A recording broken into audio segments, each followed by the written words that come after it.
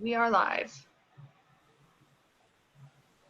Hello and welcome to our ISE Fireside Webinar, Turning Digital Outreach into Real Relationship Sales and Marketing Techniques Amidst a Pandemic Fatigue. We are so thrilled to have all of you here today with us.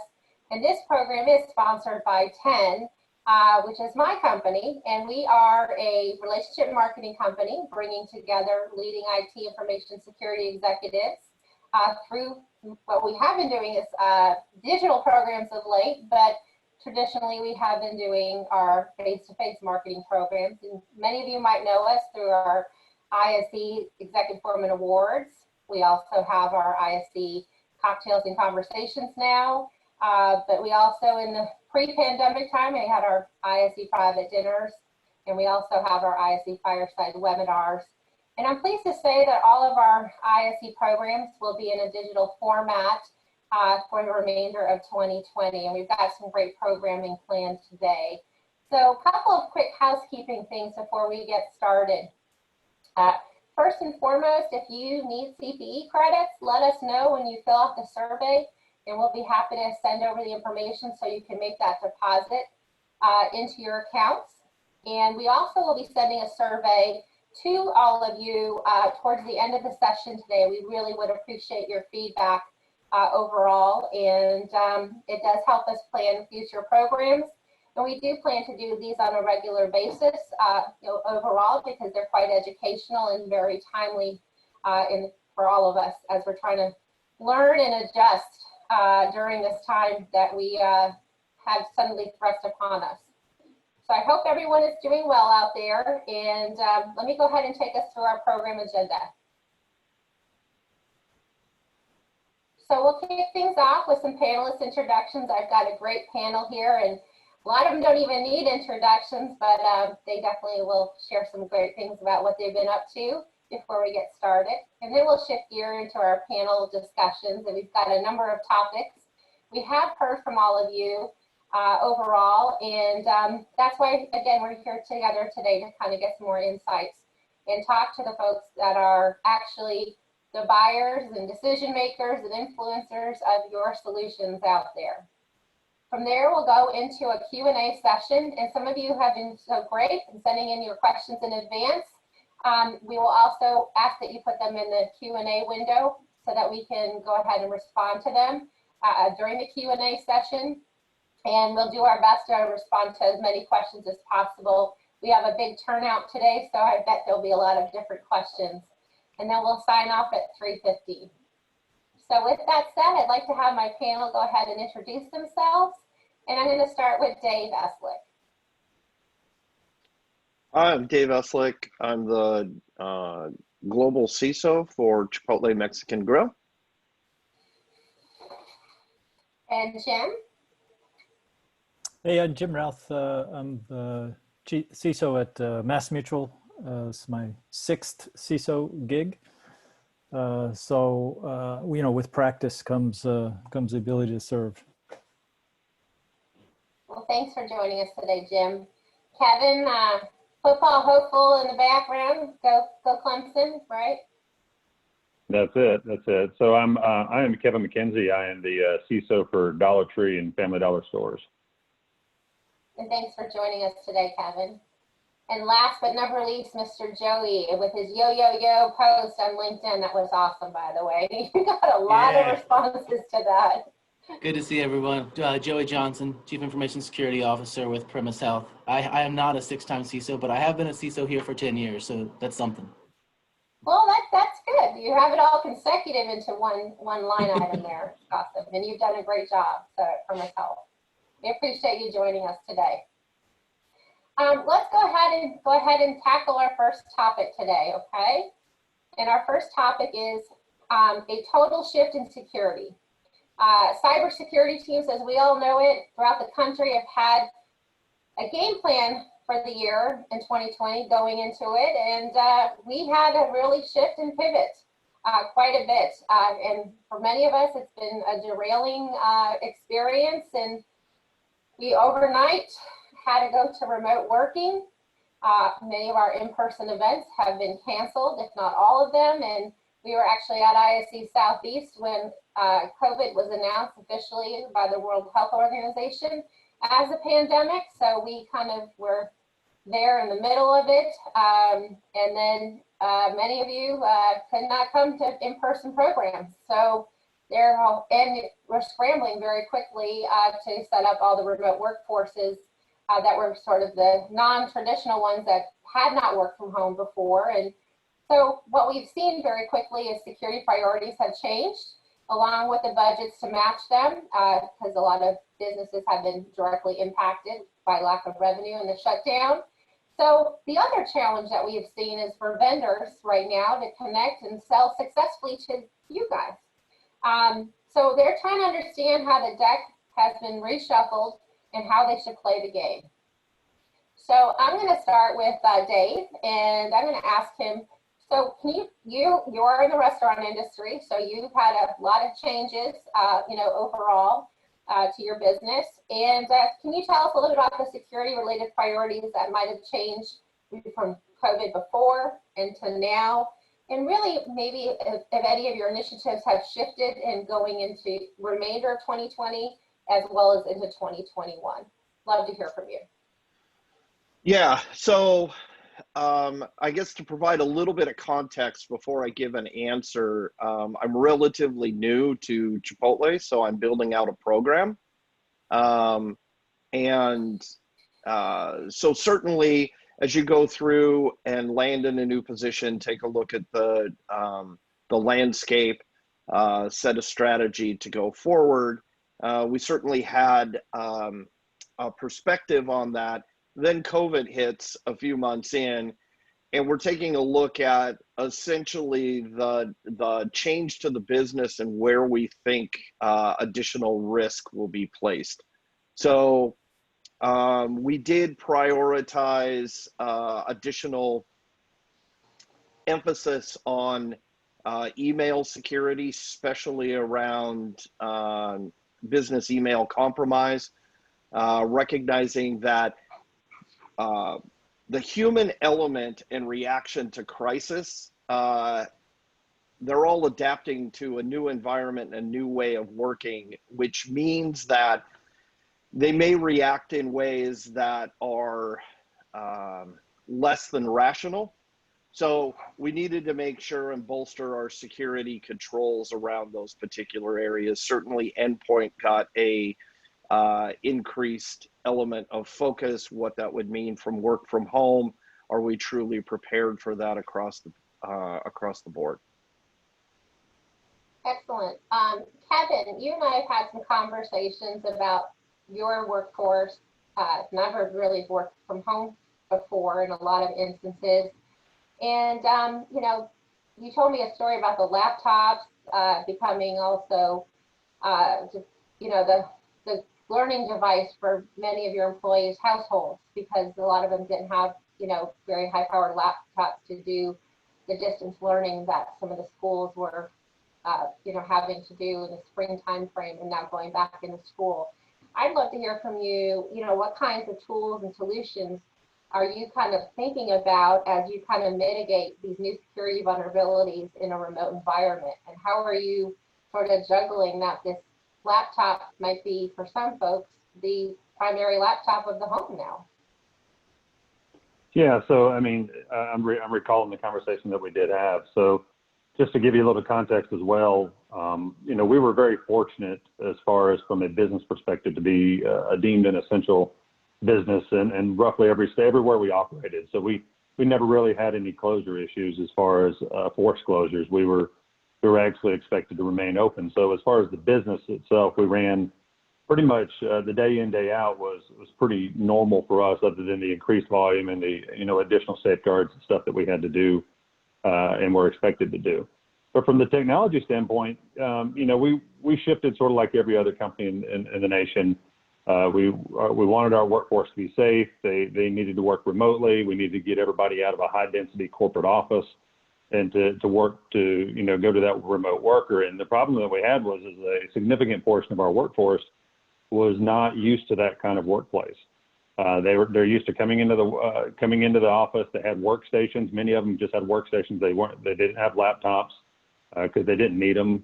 And we can limit our exposure if they only did the work in the office for many of the jobs and roles that they had. So we had to mobilize rather quickly. We had to begin, like everybody else, we had sourcing issues with getting laptops and getting those tools in place, ordering them and getting them in hand. So we were scraping to get a lot of those kind of tools there. We had to train them how to use them.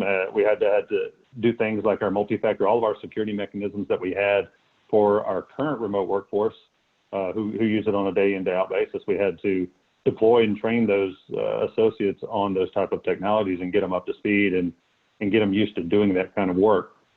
So what that does transition into is you've now deployed a significant portion of your workforce who are not used to working remote, and does that pose a security issue to, for me to think about? And obviously it does, because I want to make sure that they're doing things that don't compromise the integrity of our enterprise or the connections, how they're getting there.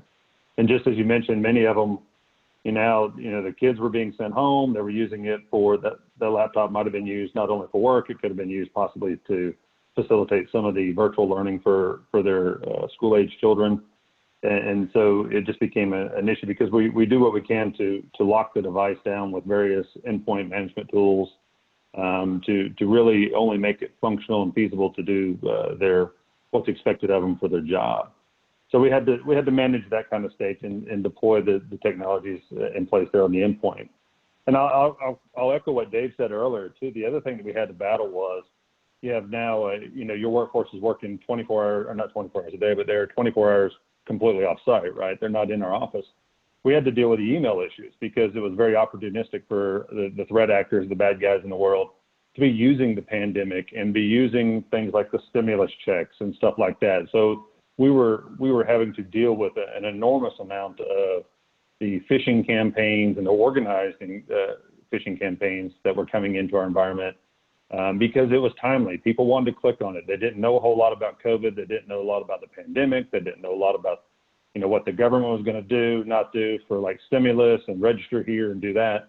Those were just very, my team was having to constantly field and battle those kind of, ingress points into our environment and how they were getting to our staff. So, all in all, it was, we did have to shift and pivot but I would say, I'll give the team a lot of credit. We were sort of built for this from our technology stack prior to having to do it because we were very closed to begin with and we controlled that environment to begin with. We just had to, our issue was more centered around, when you think of our security, around the availability.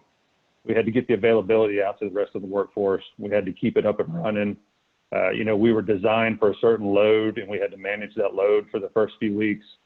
We did some additional things of increasing capacities for like commodity internet and stuff like that. Licensing, for some of our tools and technologies, we had to increase a bunch of those. Again, just things that we had to pivot on. Excellent. Yeah, sounds like it was a lot of transition, but your team really kind of came through. Joey, I'd love to talk to you. You're in healthcare. So again, shifting and changing very rapidly, a heavy emphasis on telehealth coming into the equation. Has your security budget even changed or upped or increased? I'm hoping it at least stayed the same or increased for you. And what kind of priorities did you have put into play now that your workforce is working remotely and there is a telehealth aspect to what you're doing? I feel like everyone has kind of had their own epicenter with this thing. For us, for those who don't know our business model, we are a healthcare provider, but we're providing healthcare on-site, near-site, and virtually to the large self-insured companies mostly. And so think about we had to really look at a lot of business impacts. We have a lot of clients in the transportation sector, airline sector, retail, places like that where, they're shutting their doors and they're furloughing a lot of people. And so on the one hand, from a budgetary perspective, we were having to be honestly very cautious because like everybody, we didn't know what was coming next. But from a tech footprint perspective, I think, like we've heard already, I think our organization was fairly well suited to do remote work. It's just the challenge of having everyone doing it was new. And we faced a few specific challenges, I think. One was, when we transitioned our workforce, the biggest challenge was those workforce members who are not acclimated to being in front of a screen every day, right? Our nurse practitioners, our medical assistants, they're used to being face-to-face with each other and with patients. And so even the tools that we've had available for quite some time, they weren't acclimated to using those, and they weren't acclimated to working in that environment. And so we found, you know, them being creative and learning different ways to use MS Teams or whatever to collaborate. And, you know, we had to be careful about, hey, is PHI in this environment or that, or what's happening? So those things were happening. Other challenges would happen too, where, you know, when we went into COVID time, we had a singular primary virtual health offering. Within 3 months, we had nearly 20 different offerings that we had to spin up really, really quickly. So everyone in security knows when you have to move fast, you have to be very diligent about making sure you're not releasing insecure product. So that was kind of a challenge on the back end. But, you know, in addition to that, we were having to work with our providers who are now not only are they not used to working from home, they're not even really used to delivering telehealth. And so they're doing that, and, you know, things are occurring to us as we're kind of seeing them, like, hey, please make sure that you're not anywhere near like a smart home device that could be recording any of these sessions that you're delivering to anyone, or at least listening in on it. So we had to be concerned with some of those things. I definitely think we also struggled certainly with the workforce inundation and sort of their lack of digital security instincts, right? Phishing campaigns went way up, like for us, like everyone, and the workforce resilience was down because not only were they getting more phishing messages, there was just more communication coming at them from all angles of the company all the time, right? Our clinical teams were needing to communicate things, our finance teams, it was just a lot of communication, and people were getting really, really exhausted. We also saw some challenges around sort of the modeling of what was standard user behavior. Right? People are at home, the work hours are a little bit more messed up. They're having to deal with their kids, so people are working a little bit longer hours. They're changing the places that they're working from. And so some of those kind of threw off, you know, automation and detection routines and things like that. So those were some of the front end things I think we dealt with. Thank you very much, Joey. Let's see, Jim, love to kind of get your perspective too. You're in the financial services industry, and I know a lot has not changed for you or where you're kind of going, but what is your workforce going to look like in 6 to 9 months? You spent a lot of time in Florida, and now you're back in Massachusetts. Are your workers coming back to the office, or are you guys, you know, work partially remotely to the end of the year, or what's kind of looking like for you guys and going into 2021? Yeah, I think every enterprise in financial services has kind of learned that this work from home model actually works. And like you can actually get work done. Surprise, surprise. And so it's fundamentally changing the way enterprises are thinking. So I guarantee you, every enterprise on this call, participants alike, there's someone in your organization that's basically saying, do we really need the footprints, the real estate footprint that we've had before? Should we adjust or change that? And they're debating and discussing the pros and cons of adjustments there, and that's appropriate. The one thing that I think is clear is in financial services, there was a pretty high expectation going into the work from home response to COVID that the infrastructure would not hold up. That has not been the case. It's actually been quite the opposite. The challenge is the human resource, the people. This impact of both COVID, the economic impact of the pandemic, and resulting social distancing to different segments of the economy. It's impacting people differently. The dependence, namely kids and older parents that are part of the work from home model, whether you like it or not, that you have to deal with. The uncertainty with school, with kids going back to school at all levels.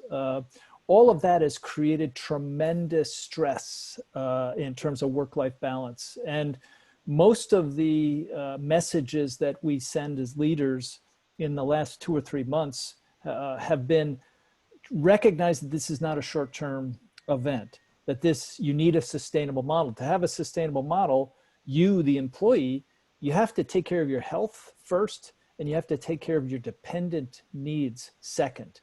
Your work schedule has to follow and align with the first two. Now, many of us, when we entered into this, those of us that had commutes, what's the first thing we did?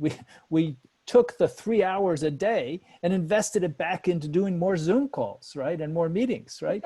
That's not a sustainable model. You can't do that over the long term. It works for, a week or two, maybe short bursts like that, but not over the long term. And things first, and foremost, your family and your potential health suffer. So it's not sustainable. So as leaders, we've had to emphasize the need for focusing on your life first and work second. And reality is we're not all that well skilled at delivering that message, because more often than not, we focus on the work side of the equation. But the disruption that we've had personally really has to be a factor here in how we lead going forward. And in some cases, we're backing off on some of our milestones to relieve some pressure, just to enable and help folks from a work-life balance. And in other cases, we're looking at kind of off-the-wall ideas of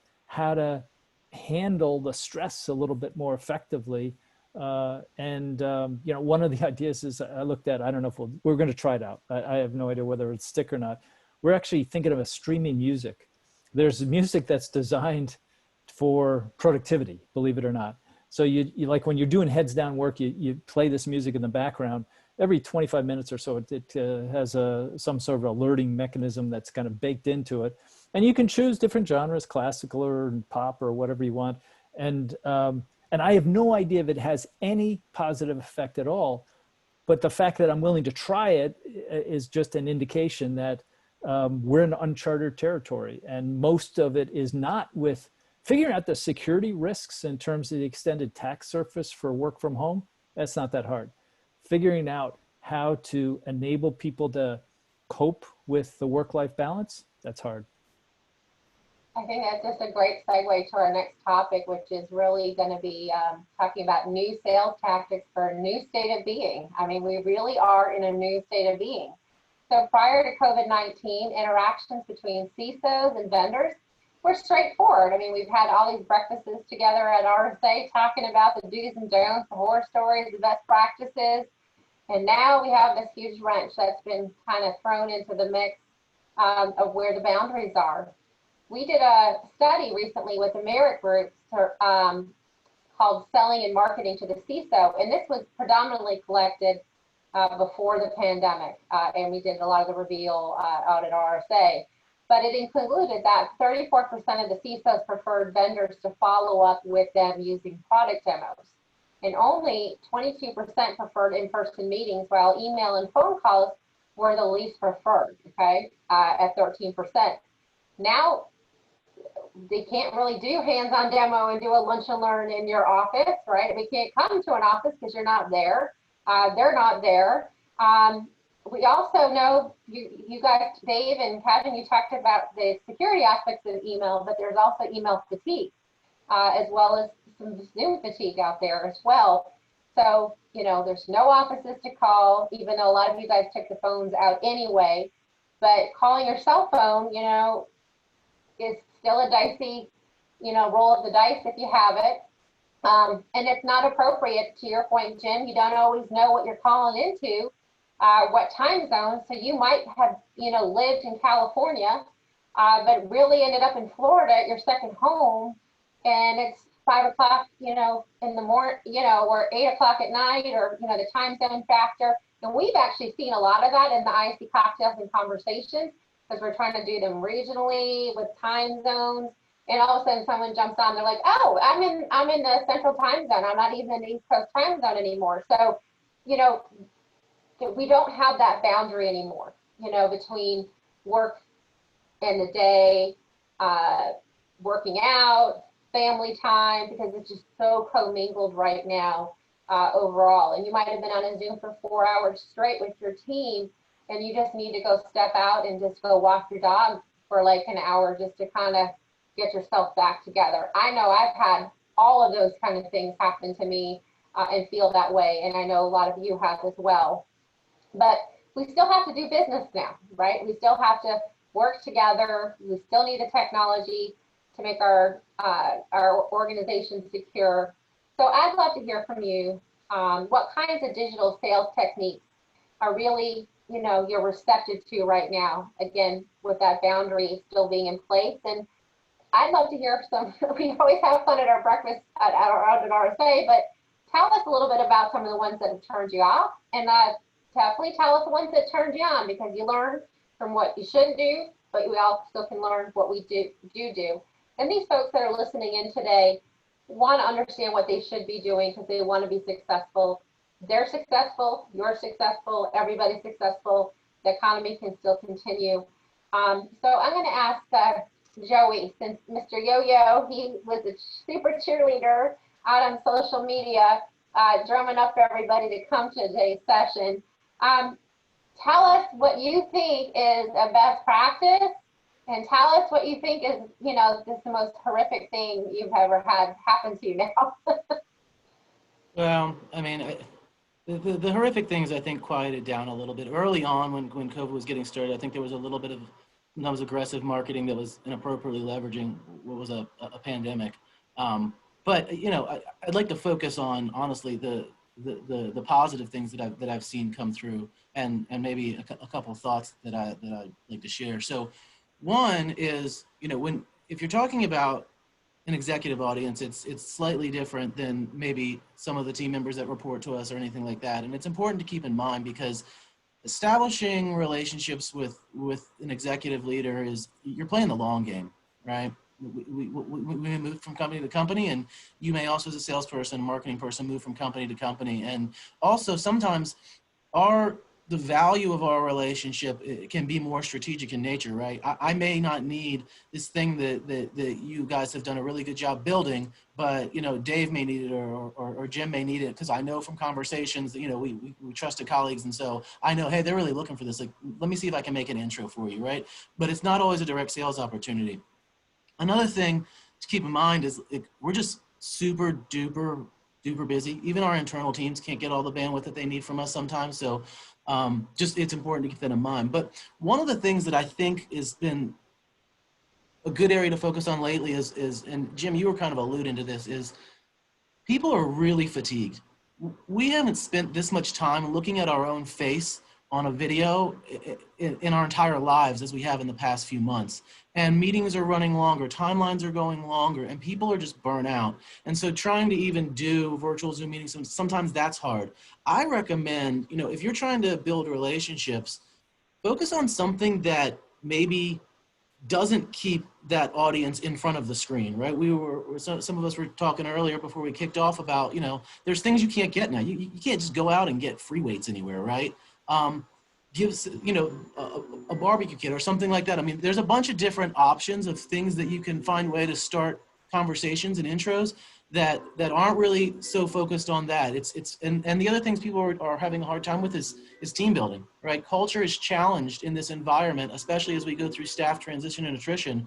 Those folks who all understood the culture before, as we start bringing on new folks, that's hard to manage. And so even things like standing up team building Mario Kart or virtual DJ events or things like that. Just think outside of the box and be creative and understand that everyone's kind of going through the same stressors.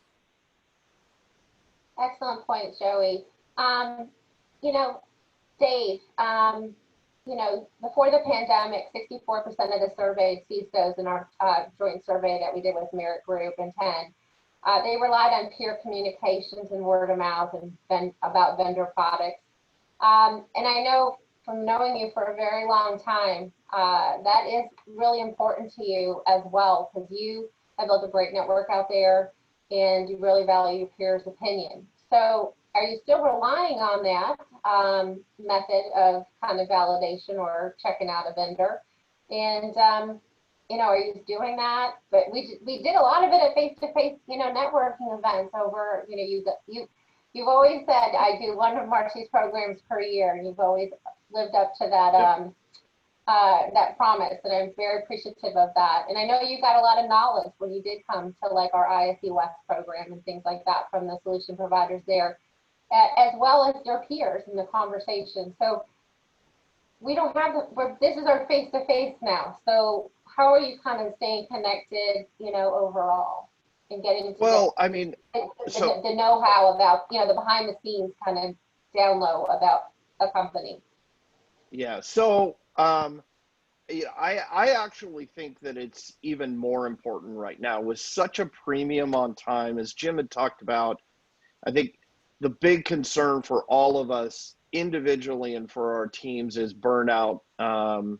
People are spending significantly more time working, and I think all of us have seen that, right? We forget what day it is. I look up and say, I've been in front of my computer screen for 8 hours straight. I need to get up and just walk away for a minute.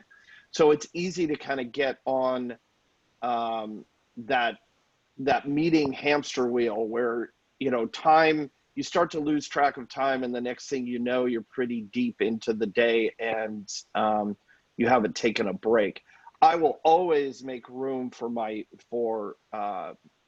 peers in the industry, as they always do for me. If I reach out, I can reach out to anyone on this panel or a plethora of others who will immediately create space to answer that question. So if I need something, I will reach out.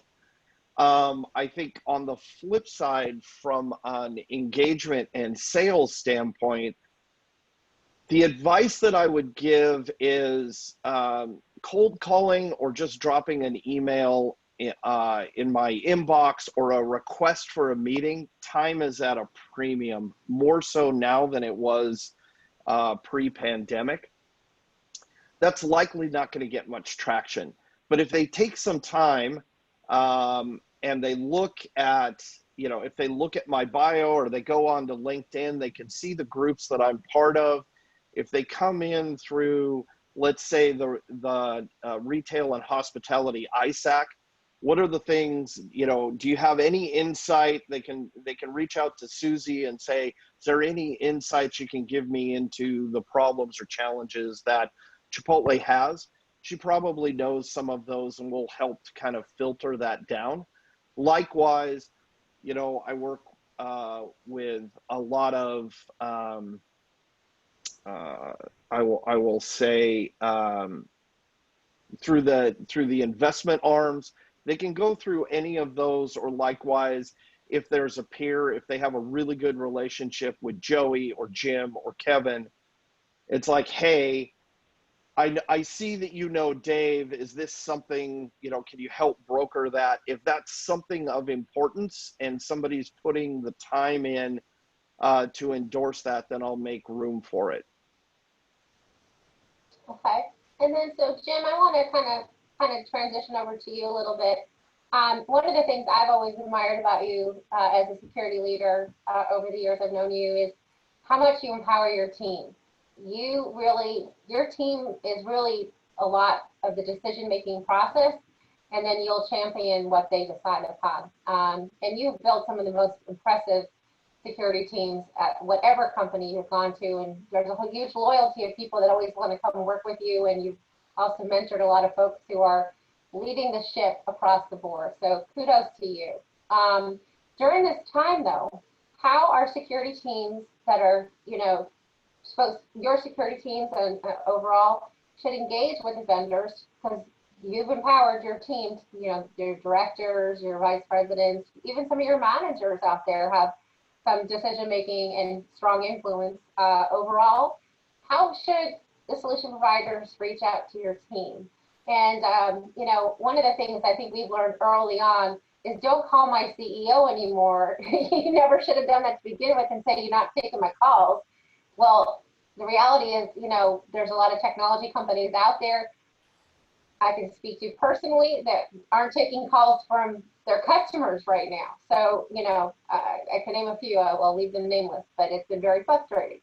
So flipping the coin, where you've empowered your team, how do you want them to connect? And you talked a lot about the work-life balance challenge right now. So what are your thoughts? What are you telling your team? So point number one is I tell my team that own programs, and I have like 34 programs that all make up our cybersecurity program. And each one is, you know, unique and has a set of stakeholders and a set of controls and set of technologies associated with that. So I essentially have 34 people that are making decisions on the allocation of scarce resource to the highest risk within the context of their program. And I tell them right off the bat that the vendor interaction is essential to understanding the evolution of control capability that's available.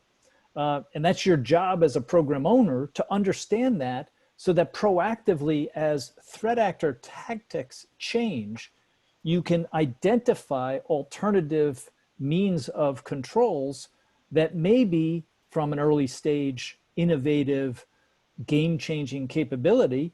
And it's your job to know that that is out there, and then ultimately to make a decision of where to invest. Now, that's a pretty high bar, I'd say, for the person that has 6 to 8 years of experience in cybersecurity. But I encourage and enforce that, and I tell them flat out that interacting with vendors is part of how you gain knowledge that's essential to making good decisions. So I spend 20% of my week dealing with early stage companies that have game-changing type capability. And I talk to every single one of them.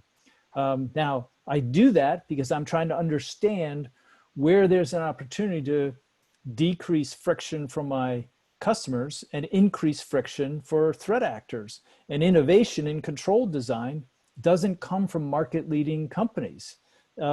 And that's not because market-leading companies aren't really talented and capable. They are. But their job is to provide functionality to serve the broadest needs in the market.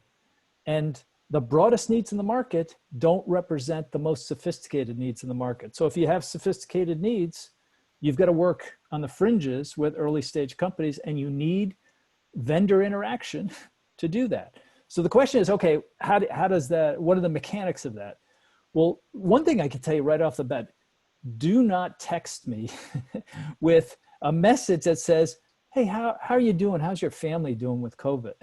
Because texting is kind of has some urgency to it. And in our world, we deal with urgency all the time. And we'd rather not have like relationship building, fit into that urgency platform, right? So texting is not necessarily good. It's good. It's like, did you get the message? I'm on the call and there's nobody on. And, for those types of things, fair game. But just to build relationships, not a good strategy. My preference is to, and COVID and the work from home model has put this more at a premium, is try to take the capability that you offer in the marketplace and share a concise description of what that is. In an email is fine. An email with a white paper that has some definition of the architecture is better.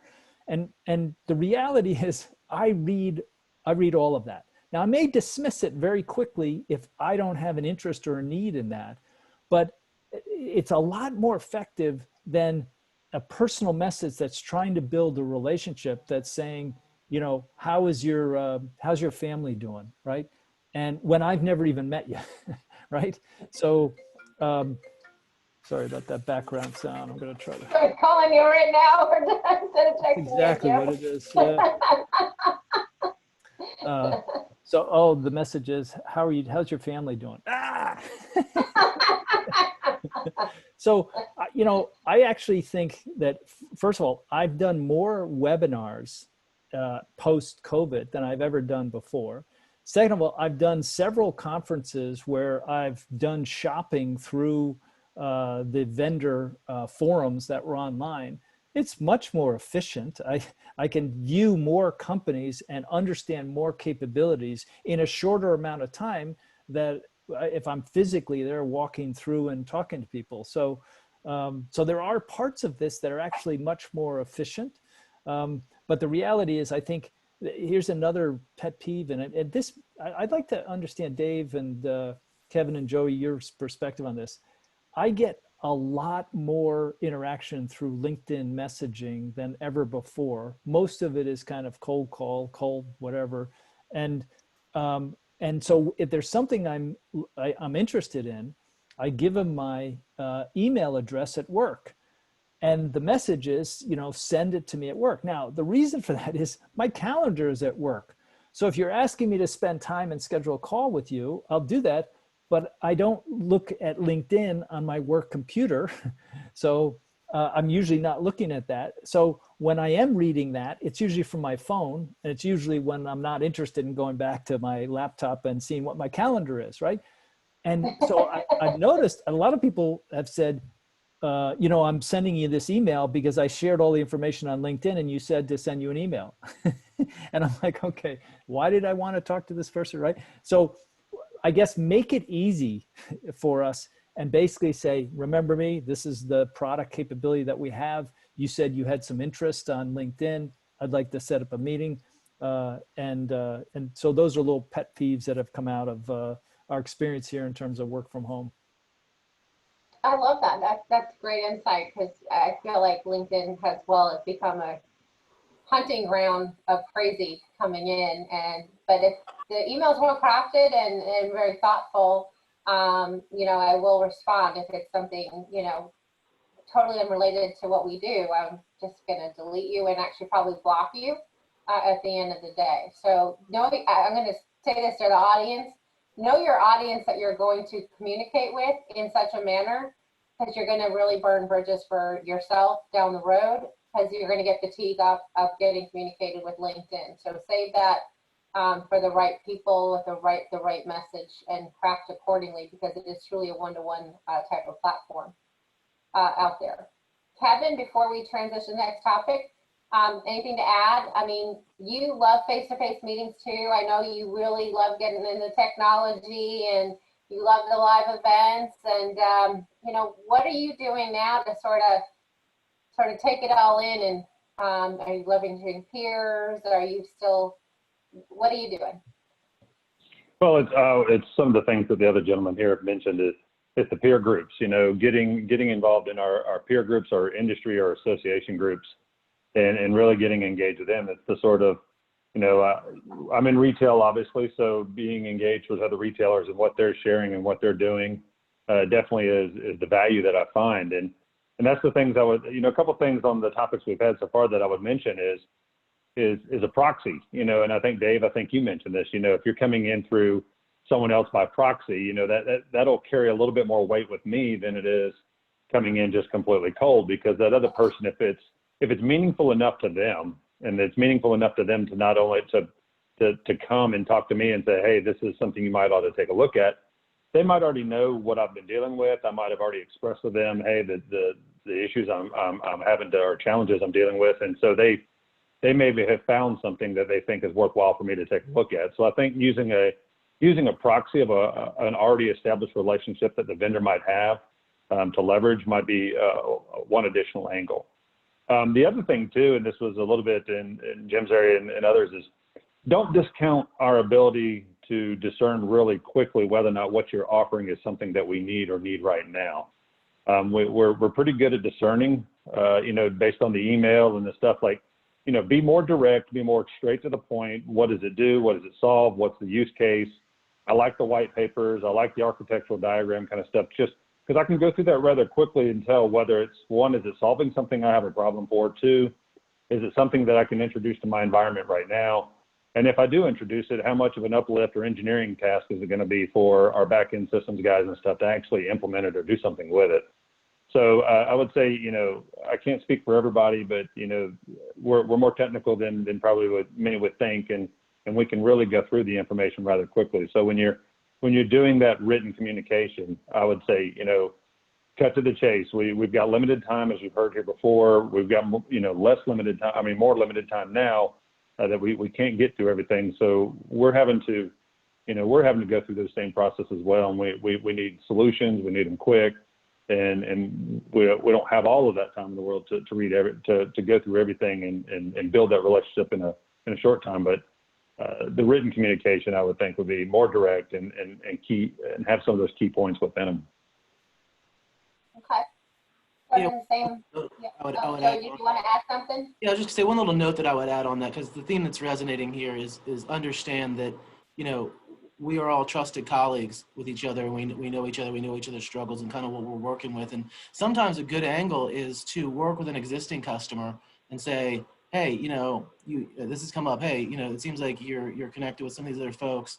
We would have interest in hosting, you know, just a webinar where maybe we just kind of sit and listen to 7 or 8 CISOs talk on this topic. It's not even specific to their product. Maybe it's in their arena or space, and just listen to kind of what we're struggling through, what's real versus what's not. Like, it's, you know, zero trust. Like, is that a product? Is that a strategy? Is it an approach? What are we all doing? And those can facilitate good information and good learning opportunities for those sales teams, and also serve as a entry point to building relationships.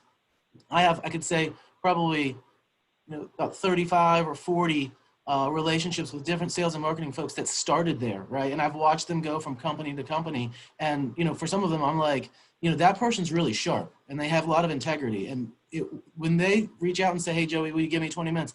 I'm usually going to do it because I know them, and I respect that, you know, when they make a decision to work with a product company, you know, they know their stuff, they've done their homework, they know the market landscape, and they bring actual value to the conversation. You know, it's like the value you bring to the conversation out of the gate probably isn't your specific product. It's what you're bringing and the problem you're solving. The product is the outcome of that, right? And so the opportunity to kind of provide a venue, even in virtual times, a venue for collaboration to get together and just kind of sit back and listen is really powerful. I agree, and it's just a great transition to our next topic, which is making the most out of digital events out there. You guys both have touched on it, and at T.E.N, that is what we're doing now. You know, I certainly miss the in-person with our ISE programs in person and our ISE private dinners. You know, I have not seen an airplane or an airport since March 6th or stayed in a hotel, and it's quite weird to say the least. I feel like I've stopped in time, but we have continued and we have pivoted. So we are doing the ISE cocktails and conversations several times a week, as well as doing these ISE Fireside Webinars and doing a panel discussion. And all of our ISE Executive Forum and Award programs, you know, have pivoted and will be digital. We're going to do our first one next week on August 20th for ISE West, and I know David is involved in it. So as I say, the show must go on. So many events out there that we've always attended in person have converted to that digital format. So we're taking, I have to say, the creativity has been quite interesting across the board of taking sort of a blank slate like a Zoom or a Cisco WebEx and sort of transforming it into your own type of thing. I feel like we've really done that with some of our programs as well. But, you know, I'd love to kind of get your perspective here on, I'm just going to ask, what kind of digital events appeal to you? You can't come to everything like you couldn't come in person. And we've talked a little bit some about the fatigue and separating, you know, work-life balance. And you know, out tonight, I'll be actually on Zoom until after 8 o'clock and started out, you know, today. So, and I know you guys have similar kind of schedules just across the board. So what types of digital events stand out to you and make you want to come? And, you know, I know all of you have been to ours in various forms and formats, as well as some of your teams on some of the webinars. You mean there are other events? Pardon? There are other events besides yours? I didn't realize. I love that. That's awesome. That's good. That's good. All right, Jim, I'm going to have you answer first because you just sort of started the ball. So tell us, you know, what stands out to you besides, you know, and you know, share with the group, because this is a sales and marketing call. So, you know, tell us what you liked about, you know, T.E.N's programs that have gone digital too. We'd love to hear from you. Yeah, so I think anytime there's peer level feedback, it ups the game in terms of value proposition to the CISO. So and you know, this is a little bit different form because we're focused on sales and marketing professionals and how we can, you know, help you be more effective. But we actually, as peers, and Dave mentioned this earlier, we learn a lot from each other, and Joey mentioned this as well. And so forums that have a good collection of CISOs that have something to offer have a greater value proposition, even if it's wrapped around a product or service from a vendor. There's still that value proposition that makes it worthwhile for us to enjoy. and participate in. I'll also tell you that I have a personal favorite, wine tastings. They have these wine tastings. They'll send little bottles of wine to, you know, a dozen or so people. You open them together and you talk about the wine. It's kind of like a book club if you're into wine. And those I found, you know, I'll consider them if the wine's halfway decent.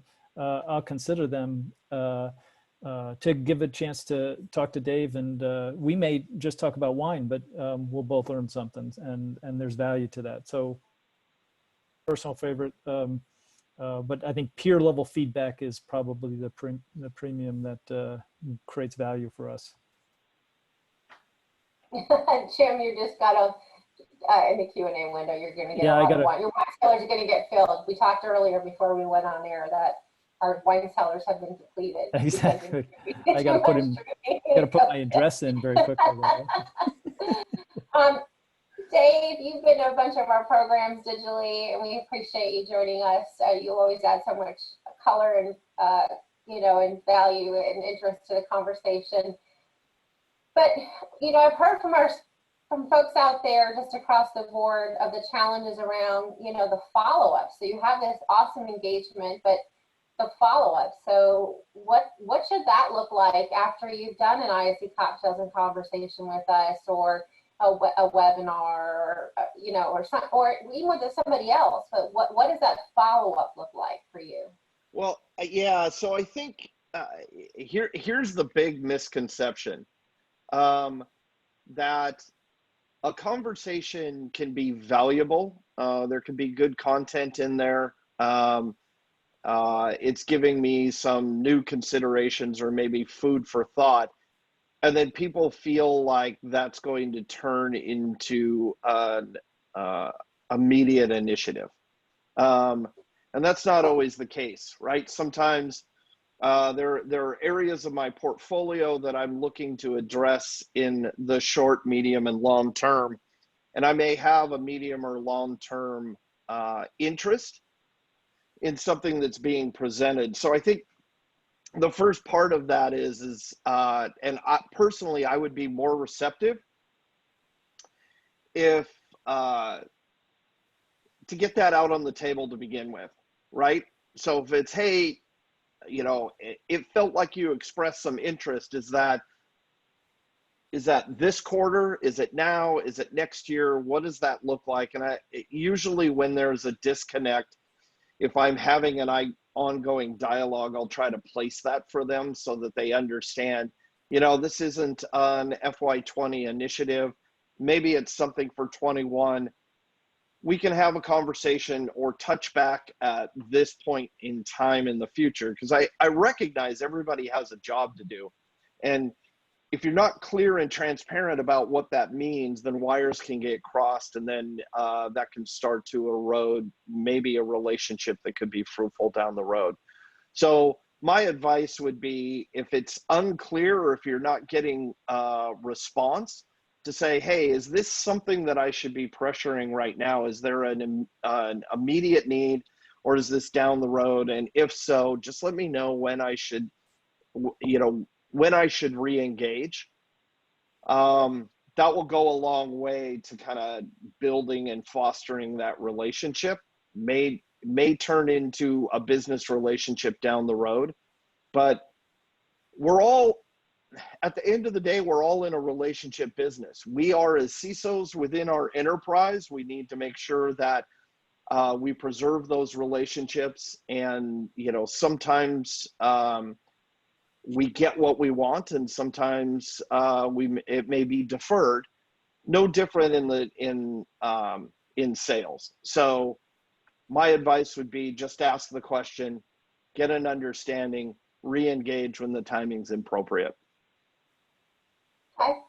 Well, Kevin, you know, thinking about, I know you love to read and kind of zoom around out there and read vendor blogs and different kinds of research, you know, overall. Have you found that to be a good use still of your time? And or is that how you're still kind of diving into things? And, you know, what are you thinking? And then are you kind of seeing the digital event that might correlate to that? Does that sort of you know, entice you to sort of reach out or take a call or maybe an email or not a text from a solution provider, you know, overall? No, I mean, I still do go out there just like me and my colleagues here. We have to be proactive, especially if we've got a problem or niche issue that we're dealing with, or something that's just not really mainstream, that you're coming in with a big hammer of a big tool, right? Or a mainstream kind of tool. If you've got a point issue, you need a point solution. So we do spend a lot of time, and I do myself, spending a lot of time reading the different vendors' technologies, not only what they currently are capable of doing, but really what are they promising to be able to do in the next, you know, quarter or 2 quarters or what have you. What's coming down the pipeline out of their development area, because I may have a problem that they might not be able to solve quite yet, but I like their solution, or I like their product or the platform, or already have their platform possibly. And I'm interested in what's going to be the next evolution of that platform. So I do spend an enormous amount of time, just as others, reading about that and seeing what's coming out. As far as the digital connections that we talked about, you know, I'll echo what Joey said a little bit earlier. I think a lot of times it's getting like minds kind of alike, you know, getting a group of CISOs or, you know, a digital panel of CISOs here that are discussing a topic or discussing a certain area without it necessarily being a sales, and letting the vendors and letting the manufacturers and stuff be part of that, not so much in trying to, you know, push a PO at the end of the day, but also understanding what are our challenges and how we're dealing with it, and how certain things have worked to date and how certain things have not worked to date. I think they glean a lot more from that kind of conversation when it's peer-to-peer exchange in I don't want to say a debated, but definitely a conversation where we're going to be critical of each other. We're going to tell each other, hey, that's not going to work, or hey, that's going to, you know, it is going to work, or, you know, it hasn't been successful, and they'll get that sort of raw feedback without actually having to be the ones asking the question and being directly engaged in the conversation. And Joey, what about you? You know, what do you think in terms of maybe what hasn't been done out there for digital events, or what digital events have you participated in that found to be useful and a good use of your time? You know, and what was the format look like for you? You know, we've heard a few thoughts come out, and I see most of the panelists' heads nodding when we're kind of in agreement on something. I think it's kind of know who you are and what your market space is, and kind of where you are in that relationship, right? I'm going to be looking at something through a very different lens if it is a new, emergent, out of stealth company that is bringing something brand new to the game, you know, like you said, a point solution or something very niche.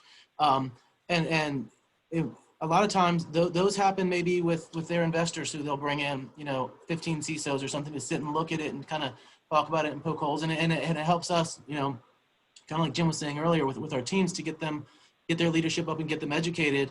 And, you know, it also helps us to look at something outside the box, because, you know, we are looking at a long roadmap of what we're going to implement, what we're maintaining, what we're transitioning out, what we need to mature. And so sometimes, you know, for me, I can say, I'll look at something and say, wow, that's a really, really cool approach to something I'm trying to solve in about 12 months from now. It's got me thinking about a different way about going to solve the problem. But, you know, I may be 12 months out from it. So those kind of events where it's like, if you're new and emergent, it's kind of a different approach for me, I think. To your biggest thing is getting education out about what it is you are and what it is you do and how that's a market differentiator. But the other thing I think that has been successful also, it is collaboration, and it's a lot of times it's just, if you're foot in the door stage of the game, think about things that, like I said, aren't so heavy. Think about things that are just a little bit lighter. Right now, people are all at home. They're pursuing new hobbies. They're doing different things. You know, you can't go get, you know, the garden supplies you wanted. You can't go get this or that. So I've seen things where it's a virtual cooking demonstration and they send out steaks or wines or things like that. Those are great. Things that facilitate some kind of like brain decompression, and those that can help even with family and friends who are around. You know, you tune it in, the chef gets on and does something, or I've seen private, you know, stand-up comedy, because nobody can go actually do a stand-up comedy. There's a whole bunch of different things. One thing that I saw that worked really well as an email front was, and I'll give them kudos, but I won't do it publicly, but they basically said, you know, instead of the wine, they said, hey, choose your thing that's your favorite. Well, we can send you some wine, or we can send you an at-home chef lesson, or we can send you a customized barbecue kit, or like kind of like 3 or 4 different things, because, you know, not everybody drinks or not everybody cooks or whatever. And that was really neat. I was like, hey, that was a pretty smart kind of way to go about it. And so that worked. But I think it's being creative and kind of recognizing, like, are you trying to facilitate collaborative conversation and get in front of a broader audience, or are you just trying to really get something initially started, and can you find a way to do that? Because I think everybody really just, you are fatigued. For me, it's difficult to do an event late at night unless there's something bringing me to it, like, you know, like a virtual poker game or things like that. You know, there's a lot of ways to be creative. Just try to be creative with it. I know there are some great suggestions out there. Giving me some ideas, maybe we do an ISE experience, digital experience. That could be kind of fun with everybody overall. So it's time to shift gears, guys, for some questions. You guys ready for some questions from our viewers today? Sure. That sound good? Okay. Yeah. First, we've got Carolyn Crandall, from the TiVo network, because I'm blind and I need to put my glasses on. What topic or visionary presenters would you capture your interest and entice you to join an online event? What type of events are you joining? Roundtables, webinars, virtual trade shows. I know we sort of talked about that a little bit. How is collecting information on emerging vendors, and new features and functionality changed for you in COVID, which is sort of what we've really talked about. So if anyone just wanted to sort of jump in and just sort of summarize what we might have talked about today for this question. Joey, do you want to jump in? Yeah, there's a bunch of questions there. Sorry, I was just thinking of which one to kind of start with. But you know, I think, again, when it comes to the specific thing around how do I get exposure to new solutions and new tech, and how am I trying to evaluate that, and what kind of forums am I accepting or getting pulled into that do that? Again, I think on the emergent kind of tech front, honestly, a lot of that is with other colleagues, and they say, hey, I'm looking at this, or I'm checking this out, you should have a look at it. And then, so those kind of forms, like I brought up earlier, where it's, hey, work with an existing customer or some kind of trusted entity and have them help you pull together a few colleagues. Those are great. Those are a great way to get that exposure out there and set the content for, really, we're going to have a discussion around this kind of topic and challenges, right? Is it CI/CD, pipeline, DevOps kind of stuff, and have those conversations and then see, hey, you know, our product fits here. It's kind of innovative in solving some of these problems. That's one way. Also, like I said, from the investor side, I mean, I do work with a lot of those groups, and I'm looking at constant new tech that's coming out from them all the time. And so they're hosting similar virtual events where it's like, hey, let's do an exposure to some of our different portfolio companies. So don't underestimate that. But as far as the type of event, like I said, I think that there's not a one size fits all. It's really what you're trying to solve. But seriously, if you're trying to get new exposure to something, don't underestimate an event that allows somebody to be partially participating digitally, but partially living in the physical world with whoever they're there with, whether they're cooking or tasting wine or bourbon or whatever it is. That has a lot of value to kind of like allow you to change your brain set, decompress a little bit, and just engage in some dialogue. So the experience factors, you know, overall seems to be a real interesting kind of next dimension, I think, across the board, sort of transcending maybe into, you know, taking that in-person experience and taking it to the digital world, but doing it in such a creative way. And I love that overall. I'm going to jump in. We have so many questions today, so I'm going to I'm going to ask, and if anyone wants to just jump in, and then we'll go on to the next one. So just not call anybody unless it's specifically directed to you guys. Does that sound okay? Okay. Yeah. I'm taking a, yes, okay. From Philip Peterson, given the changes in the dynamics of work from home, are your organizations getting pressure to move more workloads to the cloud versus data centers? That's actually a great question. Anyone want to take a jump at that? In my case, the answer is no, we're not. The one thing we've done is we had a strategic direction. We had a selected set of platforms. We've accelerated moving work onto those platforms as a result of COVID, but and those are cloud-based. But I wouldn't say it was a direct relationship to COVID. I think it was an endorsement of the platforms are lower cost platforms. And we saw the initial results in the business case. And so we decided to double down on it and increase our investment in that. Whereas in other areas of the business, we might have been more conservative and looking to preserve resources until we saw the full impact of the pandemic on our business model. So I don't know if it wasn't really saying, hey, we need to do more cloud. it was basically saying our strategic platforms are working as we've planned and they're effective from a cost standpoint. So let's spend a little bit more money up front to accelerate the implementation, and let's cut back on some of our legacy opportunities that are legacy systems that aren't as profitable. Okay. Yeah. Our next question. Just Oh, do you want to? okay. Go ahead. No, let's go. Let's go on. Okay. Our next question is from Joseph Rizzo. Have the CISOs implemented any additional cybersecurity training for their employees based on dealing with COVID-19? So I guess that might come from more of the restaurant, retail side of the house, or healthcare type of thing. And Yeah. quick answer, or Yeah, as I mentioned earlier, some of the things that we increased our education and awareness to our users, especially since the workforce is more remote right now. So it's through either video-based kind of training modules, or we even created some internal corporate communications, and we try to stay front and center and remind them, especially when things are I mentioned earlier when we had the stimulus checks, they were trying to find out when there were schools, there were issues. People were click happy because they didn't, the lack of information early on. And when we talk about early on, we're talking, that March, April timeframe, people were willing to click on links blindly just because it had what might've been perceived as new information. But even since then, we increased our frequency of phishing campaigns, things of that nature. But we're not doing anything necessarily different. We just increased the frequency and the volume of which we're doing it so that we keep the security front and center in their minds. okay. Our next question is from Kevin Egloff, and actually been kind of curious about this myself because different parts of the country, reopened in different ways, and there's different rules and things like that. So would you consider any sort of offsite in-person meeting during this pandemic with a trusted vendor, or is it totally off limits for you and your team until further notice? Off So limits. I'd actually like to get all your perspectives, because what's interesting is you guys all live in different off limits. Okay.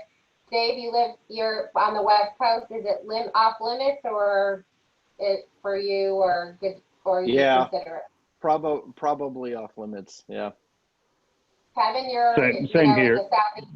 Okay. And Yeah, Joey, same here. Personally, I don't know. I mean, if they were in town and I was there, and it's sort of like an encounter with that. But if it's talking about a corporate sponsored team kind of thing, that's right now our corporate's not going to condone it or endorse it at all. And Joey? Yeah, I mean, so we're healthcare, and it's interesting.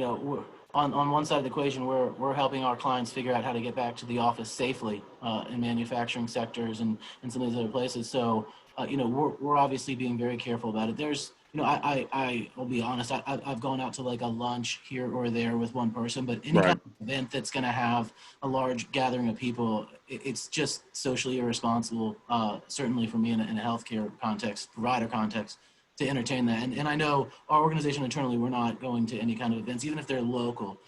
Like I said, I think there's an opportunity maybe to have like a one-on-one lunch with somebody, or get a coffee, because people are getting burned out and getting stir crazy. But tread very carefully with that, because it's an emotional topic for people, obviously.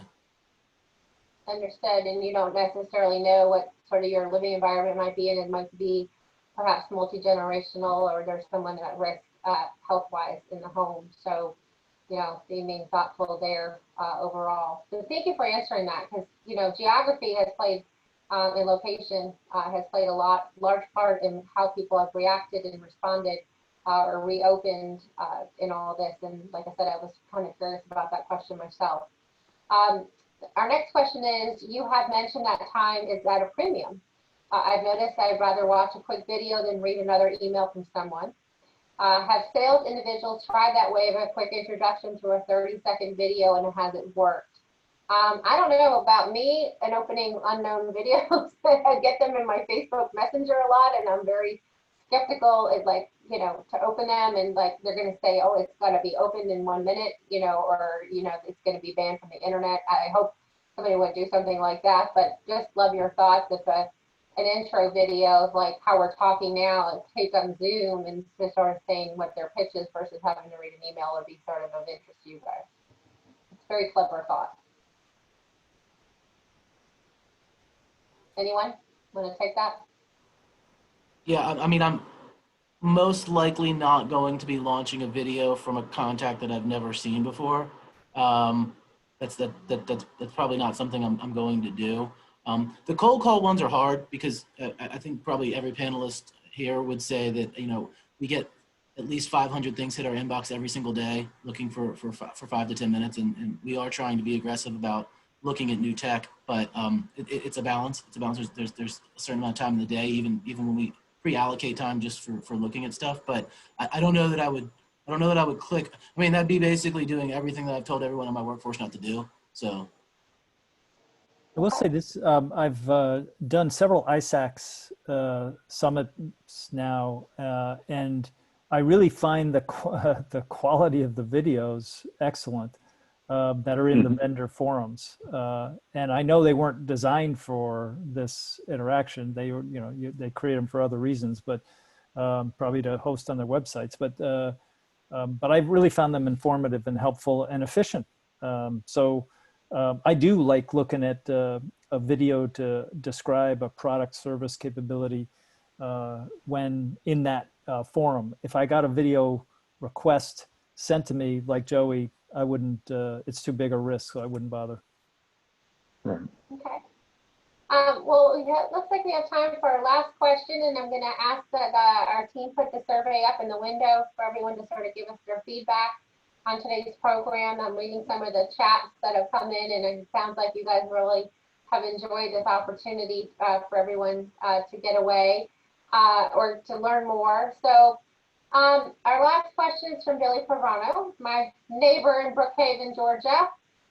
Any insight into how COVID has impacted budget? Is it harder to justify for getting access to, are you getting access to emergency funds, and can you do that overall? But I know we touched on the beginning, but we didn't really sort of tap into this emergency budget kind of mindset. Is that really kind of going on with you guys? Anyone? I would say from my perspective, I don't know that it's really had any impact positively or negatively on the budget. I mean, if it's items that I needed, and I answered this question, I think in one of the Q&As there, but if it's something that I needed that we were, because of our model changed of COVID and our workforce went, more remote, and it was like capacity or licensing or things of that nature, or a tool that we were missing that needed to be scaled differently, I've been able to get it without any problem. As far as the other general budgeted items and plan, we're still executing our model and our plan for the year. I'm keeping my teams engaged in that, and we're meeting our milestones on that side. So none of that budget has been retracted on that side. So I would say from our perspective, it's nothing negative. If anything, all positive based on the need that's put in front of me. Well, excellent. Thank you.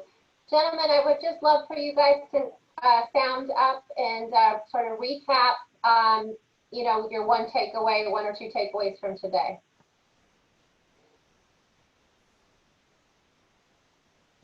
Dave, you want to start? Who's first? Oh. Dave, go ahead first. Sure. I mean, I think the two elements that I would say is, one, recognize that time is a premium. Everybody is there is a ton of screen time for everybody. So factor that into what your outreach is like and how you engage. And then the second is truly leverage the power of the community. So who you have, and I would ask this up front, if you're sponsoring an event, give me an idea of who's in attendance, because that gives me an idea of the value and how rich that conversation is going to be. And that's what I would leave you with. Perfect. Jen? I think Joey hit the nail on the head earlier on. Find things that are really scarce, use them for promotional items. It will get us attention. We're human, and all humans are wrestling with that today. So, you know, the dumbbells, the gym mats, you know, anything for personal workouts at home, that green strap, you know, that does stretching. They're trivial little things, but they're really hard to get online right now. And they have been for months, and so you can have a bit of a breakthrough there. The other thing is, you know, be very specific about what your capabilities are and succinct. And I know you're interested in a relationship, but the reality is that we make decisions based on what's going to help us stay gainfully employed. And that's the number one criteria that we use. So we're interested in new capabilities and opportunities because we have to be, because that kind of helps. Just be specific of you know, what capabilities that you're offering. And if we tell you we're not interested, then just move on to someone else. You know, there are lots of enterprises out there. Just, you know, kind of don't waste time, move on. And it's possible that, you know, our shopping list for capabilities will change and evolve over time. So you can certainly try back in 6 months or so, but don't try back after, you know, 2 weeks. It's not likely to change. Okay, Joey?